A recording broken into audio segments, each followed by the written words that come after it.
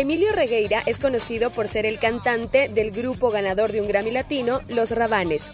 Con más de 8 discos y más de 20 años en la música, ellos fueron la primera agrupación centroamericana en ganar este galardón y continúan cultivando éxitos en todo el mundo.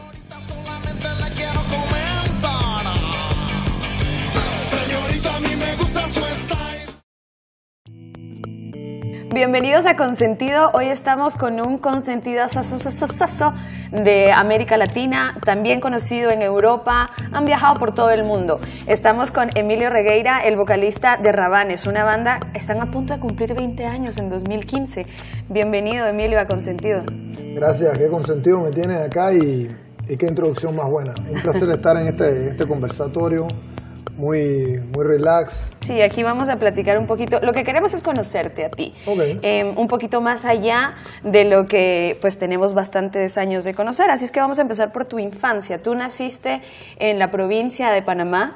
¿Cómo fue tu infancia? ¿Desde niño ya eras muy musical? ¿Es algo que te inculcaron tus papás? ¿Cómo llegó la música a tu vida? ¿Eras un niño inquieto? ¿Cómo eras de chiquito? Bueno, yo nací, sí, en Panamá, República de Panamá, pero exactamente nací fue en la provincia de Herrera, en una ciudad que se llama Chitré. Eso queda como a 3 horas y media de la ciudad capital. Y bueno, mi mamá, oriunda de ahí mismo de Herrera, mi papá español, de La Coruña, y tenía un gran fanatismo por las orquestas clásicas. Escuchaba muchos discos como Paul Muriat, directores de orquesta, mucha música con muchos instrumentos, y yo creo que de ahí fui creando como ese ADN de los arreglos, como de orquestar, un poquito que en versión rock, se hace con los Rabanes, o de mezclar muchas cosas, ¿no? De ahí pues seguí escuchando música, pero no fue hasta cuando ya tenía como 11, 12 años que empiezo en el coro de la iglesia, tocando primero teclado. Ahí aprendí un poco las melodías, los acompañamientos básicos, y después yo transpuse todo esto a la guitarra, ¿no? ¿Aprendiste por tu cuenta, autodidacta en ambos instrumentos? Preguntaba mucho a un primo que tocaba, a otros miembros del coro que son amigos míos hoy en día. Bueno, siempre lo fueron, pero más que nunca crecimos juntos.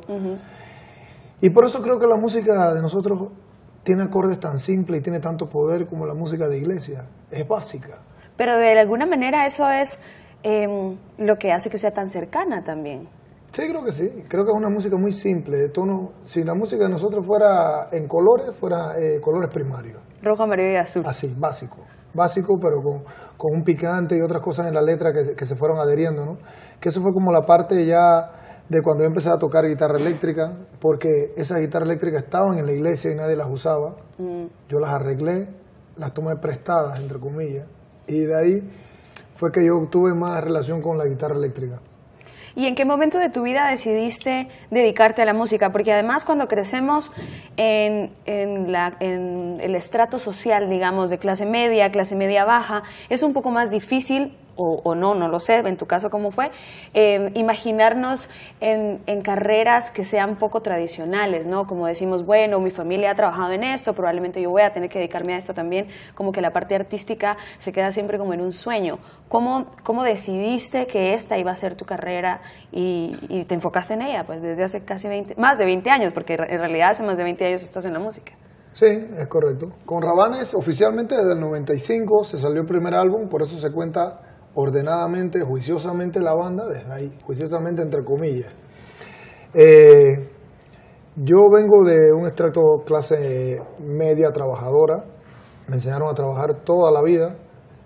Mi papá falleció cuando estaba bien pequeño y yo me crié mucho en la calle, pero siempre mi mamá nos inculcó que estudiáramos y yo estudié muchas carreras técnicas. Yo toda la vida tengo gran empatía con la gente de la calle porque toda la vida he sido un obrero. Toda la vida trabajé, estudié soldadura, mecánica industrial, tecnología, y de ahí me gustaron mucho los trabajos de construcción. De hecho, ahora tengo una compañía constructora, pero cuando empecé trabajando por lo menos, como se dice, de obrero, de peón, haciendo mandados de un lado al otro como un chiquillo. Y siempre tuve como el sueño musical. Entonces componía muchas canciones en tiempo libre, pero siempre me gustó estar con el pueblo. Siempre el rock de nosotros tiene sabor a pueblo, porque conectaba con la masa, con la gente popular, que de repente no eran tan rockeros. Pero de ahí se fueron agregando elementos como de acordeón, elementos como de calle, como de rapeo, que en Panamá es muy tradicional. Y entonces un día yo estaba en una convención de soldadura en la ciudad de Capital y nos salió la oportunidad en la discográfica de Rubén Blades de grabar un disco. Que fue el tercero, no, el segundo. Fue el primero, el primer álbum, ¿no? Y ahí fue donde yo me despedí de lo demás. De lo demás. Yo dije, me agarran un break, hablé con los profesores del tecnológico y les dije, yo voy a hacer, tomé la decisión de ir a una oportunidad, voy a grabar un disco de rock.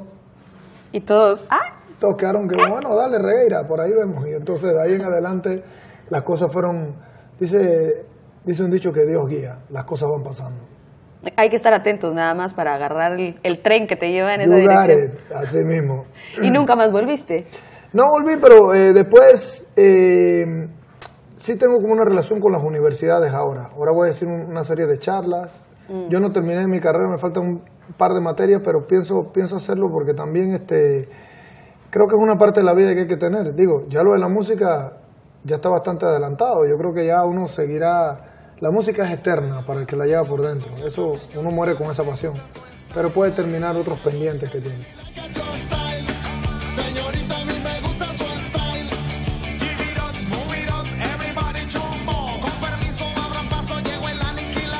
Y técnicamente, ¿cómo seguiste estudiando la música? Empezaste con Rabanes, pasaron algunos años antes de que grabaran su primer disco, pero ¿cómo seguiste aprendiendo de la música? Así como tenías educación técnica en otras cosas, lo que nos estabas mencionando, en la música, ¿cómo siguió creciendo el aprendizaje? Bueno, muy autodidactamente. De verdad que sí, era muchos libros. Estudié guitarra en la Universidad de Bellas Artes también en Panamá. No totalmente, fueron varios cursos que agarré, iba a muchas clínicas de guitarrista, preguntaba mucho.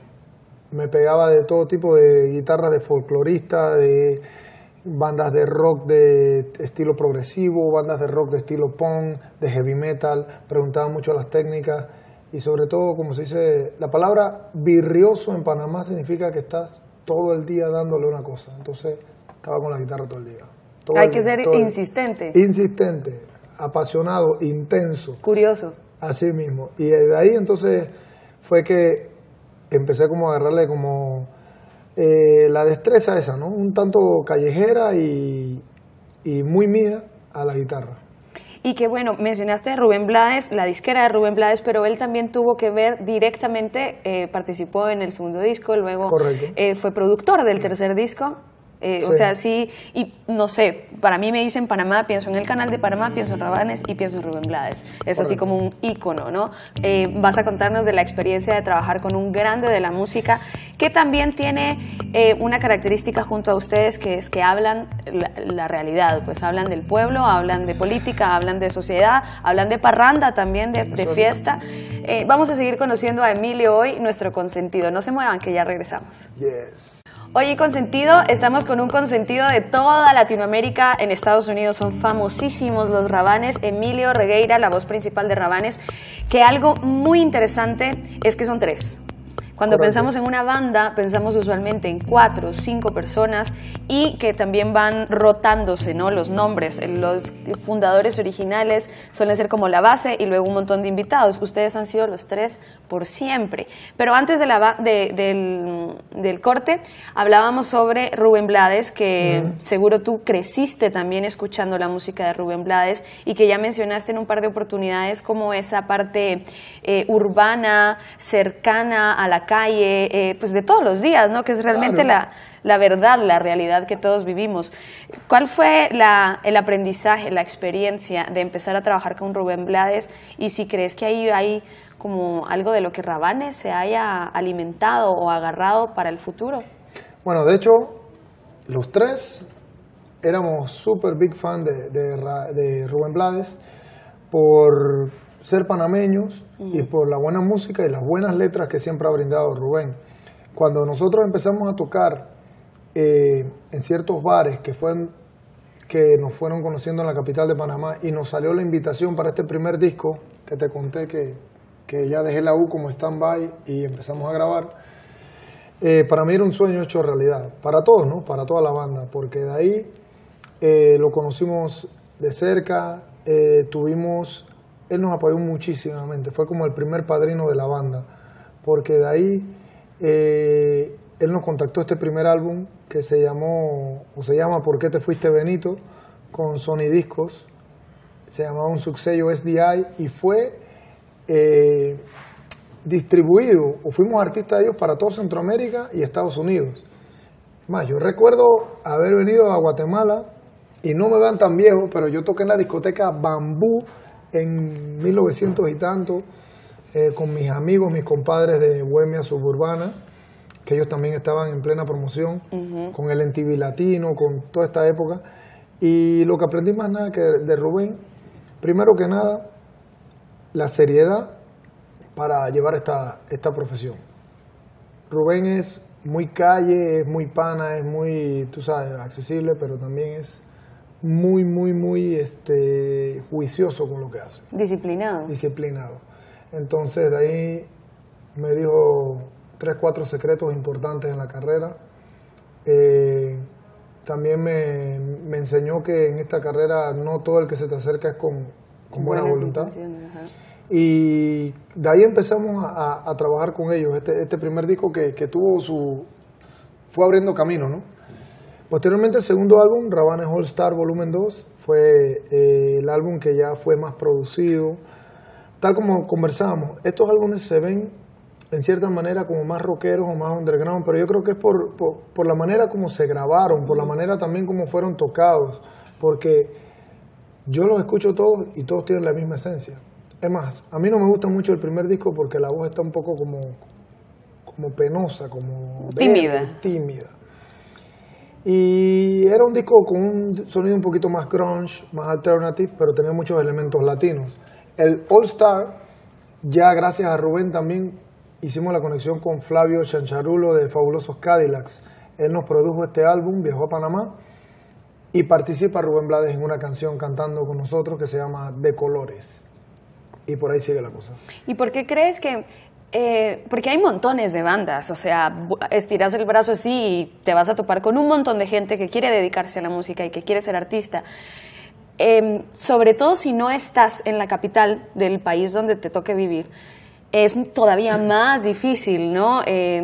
Sobresalir. ¿Por qué crees? ¿Cuáles son los elementos que tenían ustedes tres para pasar de la provincia a la capital, a la ciudad de Panamá, y de ahí grabar un primer disco en cuestión de algunos años? ¿Cuáles son los elementos que los hacían tan populares? Porque según he leído, la gente hacía cola. O sea, no habían salido de Panamá y la gente hacía fila en una discoteca para ir a parrandear con ustedes. Bueno, nosotros siempre utilizamos una premisa natural en nosotros. Nosotros nunca hemos pensado como artistas. Eso es el éxito que hemos tenido. ¿Qué significa pensar como artista? Nosotros pensamos fuera de la caja. El artista, por la adulación, por el aplauso, por el trato de las disqueras, le crea una atmósfera que no es por él, es el entorno a él. Entonces, nosotros venimos de trabajar como cualquiera persona normalmente, y fue una de las cosas que nos dijo Rubén cuando se sentó en la mesa. Dice, a mí lo que me gusta a ustedes es que ustedes no andan de que pelilargo y vaina y huevazón. Ustedes son unos pelados normales. Se suban a la tarima y tocan su show. Entonces, nosotros siempre estuvimos, y no te quiero decir que en un momento no te hayas sentido, pues, wow, qué cool soy yo, la gente le gustan las canciones, sí, pero nunca peleado con la gente, con el pueblo, con el fan, porque eso es muy importante. Al final de cuentas es de lo que vivís. Sí, de repente hicimos malcrianza con ejecutivos, con dueños de hoteles, con otro tipo de gente, pero siempre con el mero pueblo tratamos de llevarlo de una manera muy cercana, porque en realidad ellos son los que te ponen donde están, y con esta música tan rara que tocamos nosotros. Y es una fusión de montones de ritmos. No siendo de todos modos los artistas, wow, tú sabes, más metrosexuales ni más guapos que hay, la gente nos ha querido mucho y siento que porque nos tiene un cariño sincero.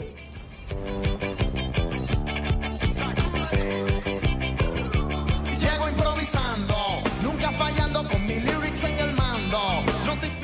¿Cómo mantienes esa misma energía y ese mismo espíritu? Bueno, definitivamente tuvimos que dar un giro porque íbamos rumbo al despeñadero. Sinceramente, ponte a ver una cosa. Tú fuiste a esa fiesta en el puerto 3 días de vacaciones, pero nosotros era todas las noches nuestro trabajo. Entonces, rumbeábamos contigo 3 noches o con la gente que estaba en esa fiesta. Te montabas en un avión y con la gente que estaba en Washington también, con la gente de Puerto Rico también. Entonces hubo un desgaste total, corporal, mental, motivacional también, por simplemente excesos de alcohol, excesos de no dormir, excesos de parranda, excesos, en fin. Y lo que llegó un momento que ya eso estaba como distorsionando un poco, y los shows eran buenos, pero el cansancio en realidad se daba por esos excesos. Entonces yo tuve la oportunidad de hablar también, una vez que lo encontré en Los Ángeles, que no es que sea con mucha confianza, pero cruzamos palabras con Flea de los Red Hot Chili Peppers. Y ¿Qué ellos, tipo para mantenerse? Sí, pero ellos tuvieron algo parecido también. Sí. Entonces, una banda tan enérgica, una banda con tantos años, una banda tan intensa en la tarima, ellos tuvieron que dar un giro también a lo que hacían, porque en realidad ni brindas un buen show, ni vas a estar contento contigo, y la gente va a estar comprando la entrada para ver un borracho en la tarima. Entonces, lo que nosotros dijimos fue, la única manera es parar un tiempo, cuidarnos bien, reorganizarnos si queremos seguir en esta vida, y de ahí en adelante pues quedamos haciendo otras cosas hasta más positivas. Ahorita mismo estoy trabajando en una franquicia del Dr. Deepak Chopra también. Y son cosas muy interesantes porque... Mucho más espiritual. Sí, pero yo creo que más en el lado de la medicina específicamente, porque hay una cosa, tú puedes tener todo el éxito del mundo, pero si tú no tienes calidad de vida para vivirlo, se acabó. De nada te sirve. Si se te acorta la vida, hasta ahí llegaste. Con dinero, con fama, con portadas de revista, con lo que quieras. Entonces, también me di cuenta que nos gusta la música, queremos durar más tiempo, bandas grandes como Red Hot Chili Peppers, gente como Mick Jagger, por retomarse también de los desórdenes. Y yo digo que los que no han hecho tanto desorden, pues que tomen su fiesta con calma. Nosotros que ya cumplimos la cuota, pues un rato quieto. Sí, hay que prestarle atención a que no sean estos excesos los que tomen el control de tu vida, porque Claro. ya no vas a poder seguir haciendo lo que amas hacer. Hoy estamos platicando con Emilio Regueira, la voz principal de Rabanes. No se muevan, que regresamos con el tercer segmento de Consentido. En Consentido, hoy estamos hablando con la voz consentida de Rabanes, la voz consentida de muchos en Latinoamérica. Estar en Estados Unidos ha hecho que tengan todavía un contacto más directo, curiosamente, con Latinoamérica también, ¿no? Porque Estados Unidos es toda Latinoamérica en un solo país. Este acercamiento también te regresa de alguna manera a lo que has dicho una y otra vez, ¿no? Al pueblo, a la realidad, a reventar un poco la burbuja donde puedes envolverte, ¿no? Correcto. Y a diferentes manifestaciones de folclore o de cultura, que tú has dado en diferentes entrevistas definiciones muy interesantes del folclore, que no por ejemplo, si fueras guatemalteco, no por no tener una banda donde haya una marimba, estás negando tu raíz guatemalteca, correcto, ¿no? Háblame de tu definición del folclore, de tu enfoque de folclore y cultura. Ok. Yo siento alto respeto por el folclore, porque eso es parte de la historia de cada quien, de cada pueblo, de cada región, vaya, de cada cultura, ¿no? Pero siento que también ese folclore no es un museo. Ese folclore en realidad cada vez se le pueden agregar más elementos. Digamos, dentro del folclore, muchos países han incrementado figuras deportivas o deporte porque se han ido añadiendo a la suma de caracteres o de historia, pasado o legado que conforma el folclore de cada lugar. Yo digo que venir a Guatemala y de verdad estar en muchas presentaciones, en muchos sitios, ver cómo habla la gente, cómo se expresa la gente, tener una conversación con cualquier persona de cualquier pueblo y meter una palabra, meter un modismo, un slang, un compás, un ritmo, tú estás marcando un folclore del momento sin estar haciendo un cliché.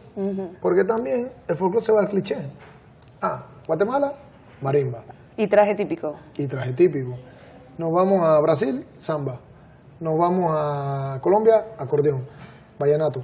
Entonces, hay otra... Acuérdate que lo que es la calle nunca para. La calle es un animal vivo. Nosotros nos paramos, no sabemos cuántas conversaciones hay ahorita mismo aquí en Guatemala City de mil cosas.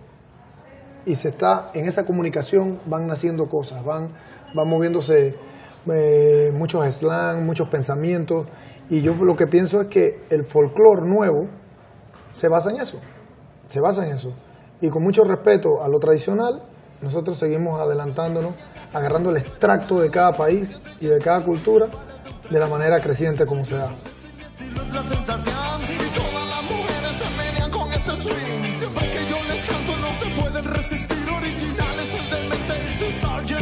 Es a través de los ritmos que ustedes fusionan, como ya dijimos hace un rato, un montón, pero también a través de lo que dices, no solo musicalmente, sino en las letras también.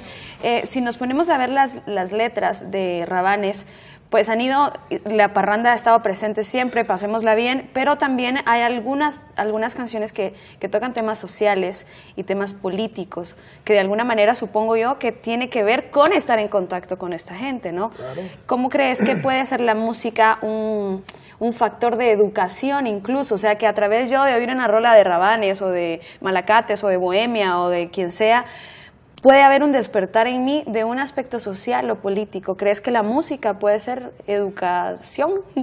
Y comunicación. Comunicación también. Un text es comunicación. Un Twitter es comunicación. Una canción es comunicación. Esta entrevista es comunicación. Y yo pienso que lo que uno está simplemente es dando un punto de vista.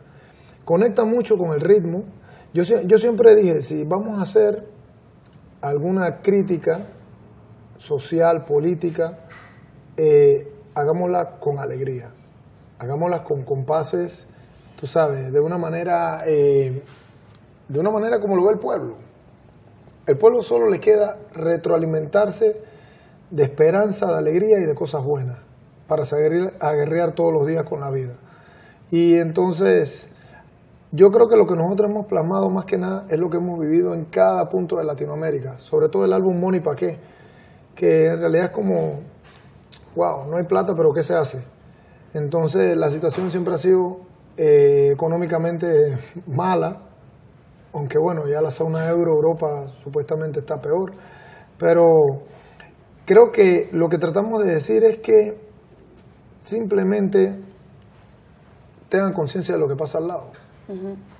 Es decir, hay muchas cosas que se mueven bajo la mesa, entonces tú estás haciendo tu faena, pero comunicamos un poquito lo que sentimos nosotros y lo que dice un punto del continente hacia otro punto del continente. Muchas cosas que escuchamos en Perú, de repente lo hacemos en una canción y las comparten acá en Guatemala, en Costa Rica. Es el mismo sentir. Y yo creo que eso es lo que hacemos. Damos como críticas o pincelazos de nuestra manera de pensar, pero con mucho ritmo. Y ahora que mencionas el dinero y el money pa' qué y cuando a veces hay carencias, también es importante saber que la gente a la que admiramos o las bandas a las que admiramos como Rabanes también han tenido sus bemoles por ahí, sus momentos críticos. Claro. Yo te escuché en una entrevista decir que hubo un momento donde estuvieron a punto de tirarse los platos y decir ya no, porque Rabanes no tenía dinero. Estaban haciendo conciertos gratis para ganar popularidad, pero ya no tenían dinero para vivir. O sea, también Rabanes y también esta gente a la que admiramos tienen sus momentos críticos. ¿Cómo decides aferrarte? Hay un momento donde dices, no, de plano esto no es para mí, voy a regresar a hacer otra cosa. Como banda, ¿cómo funcionó ese momento de crisis? Bueno, eso fue una apuesta muy grande que tuvimos, porque en el año 1998, entre 98 y 99, nos sale la oportunidad de ir a España. Entonces nosotros teníamos mercados cautivos como Panamá, Costa Rica, Puerto Rico. Habíamos visitado más El Salvador, tal vez a Guatemala no veníamos tanto. Pero nos sale la oportunidad de ir a empezar de cero a España, con una discográfica. Entonces nos llevamos prácticamente todos los ahorros y nos quedamos la primera vez 4 meses, 98. Regresamos a unos asuntos migratorios y volvimos en el 99, de 9 a 10 meses aproximadamente. Entonces, en muchos sitios no nos conocían. Entonces, de 5 conciertos cobrabas 1. Y encima los traslados, las distancias eran mucho más largas, el estilo de vida más caro. Entonces llegó un momento que fue muy desgastante, ¿no? La cultura también distinta. Y ahí fue un momento donde nosotros invertimos todo lo que teníamos y prácticamente quedamos sin nada. Pero después, regresando de España, teníamos la satisfacción de que sí habíamos hecho un clic finalmente con la gente. El público fue difícil al inicio, pero al final se fueron moviendo cosas. Nosotros paramos en Miami simplemente a un par de días a estar ahí, porque la conexión del avión antes de llegar a Panamá llegaba a Miami y decidimos quedarnos 4 días. Y ahí fue donde vino Roberto Blades, hermano de Rubén, y estaba trabajando con Emilio Estefan, y escuchó el material que habíamos compuesto en España. Porque en esa trayectoria nos dedicamos, en los momentos más difíciles compusimos más canciones, trabajamos más en la música. Y ahí fue donde Emilio Estefan escuchó y dijo, estas canciones están geniales. Y del momento más bajo y más quebrados económicamente, vino el mejor momento. No hay que menospreciar, sería la lección, no hay que menospreciar que probablemente yo quisiera estar haciendo esto, pero hoy me corresponde hacer esto. Y lo voy a aprovechar bien y lo voy a hacer bien con siempre la vista hacia una meta, ¿no? Pero no hay que menospreciar incluso las cosas que hacemos a veces así como arrugando la nariz. Bueno, hay una metáfora muy buena de vida. Lo que pasa es que esa época tal vez fue el cansancio, el desgaste y los malos ratos, pero hay una metáfora que siempre se cumple. Dice que en el momento que la noche es más oscura, está a punto de salir el amanecer. Pues con esas palabras que aunque las hemos oído a veces no las interiorizamos, vamos a terminar el programa. Muchísimas gracias, Emilio.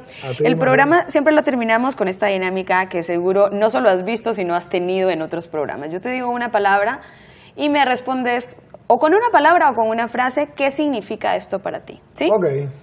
Distancia. Trabajo. Baile.